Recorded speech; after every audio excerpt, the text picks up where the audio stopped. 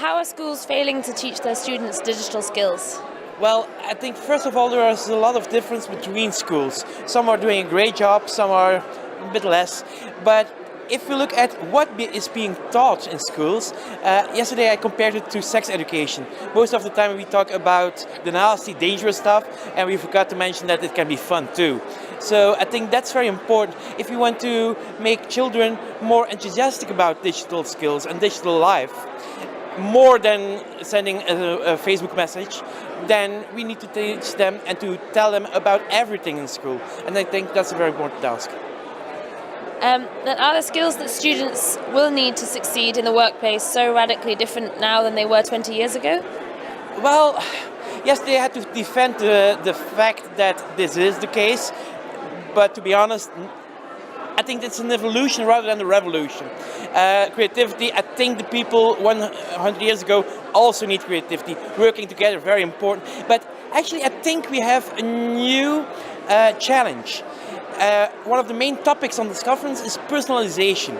And if we want to have learning personalized, we still need to think about the fact that they also need to learn together, to work together, and to work in cooperation and networks. So how we will, for me a very important question will be, how can we combine personalization and cooperative working? You debunk common e-learning myths in your books. And what's the most destructive urban legend you've encountered? Oh, that's a very nasty question, because there are so many myths going around. In our book, Urban Myths About Education and Learning, we debunked several, and I want to combine two because they're very related. One is the digital natives myth. People still think that they are digital natives and digital immigrants, while it's not that simple. It's much more complicated. Children need to be taught because yes, they use it, but for instance, strategic skills and what's happening with my information online, that can be a big problem.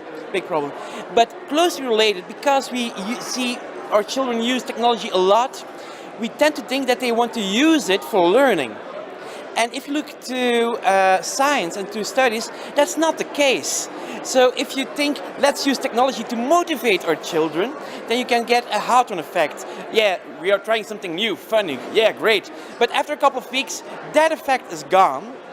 And if you then deliver, well, rubbish, your children are gone.